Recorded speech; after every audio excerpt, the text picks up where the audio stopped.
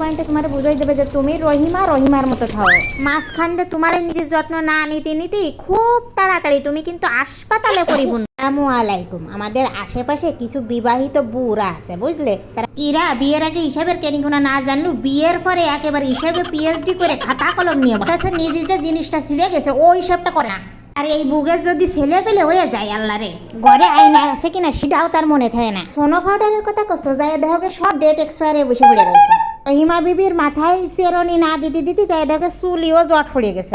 এই বুকের কষছি বউ তোমাকে কিন্তু এত টেনশন না, তোমরা খাবার দাবা মনের কথাটা কিন্তু শুনবা। তোমরা সংসার করতেছো, বিয়ে হয়ে গেছে, তার মানে এই না যে একেবারে সব কিছু বাচ্চা দিয়ে তুমি একেবারে ওই সংসারের মধ্যে ডুবে পড়ে থাকবা। এই যে মানুষটা জাগের জন্য এসব করতেছো সেই মানুষটারা কিন্তু একেবারে জাগা মতো পয়েন্টে তোমার বুঝাই দেবে যে তুমি রহিমার মতো থাও।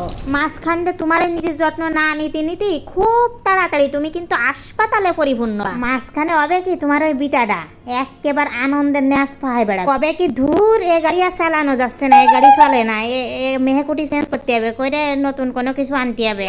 এই জন্য বুড়া তোমরা কিন্তু সতর্ক হয়ে যাও, একেবারে দাঁত থাকলে দাঁত কয়টা মাইকে দিয়ে এবার সাদা বানাই ফেলবা বুঝছো। আর হ্যাঁ, আমার ওই খালা মেলা দুঃখ করে কইছিল কি তোমার ওই ভিডিও দেখি, তা আমি কইছি আমি তো টের পাই না কিরাম দেখে, তা কইছে কি যে তো তুমি তো লাইক কমেন্ট কিছু চাও না, তা তোমরা একটু করে দিও। আল্লাহ হাফেজ।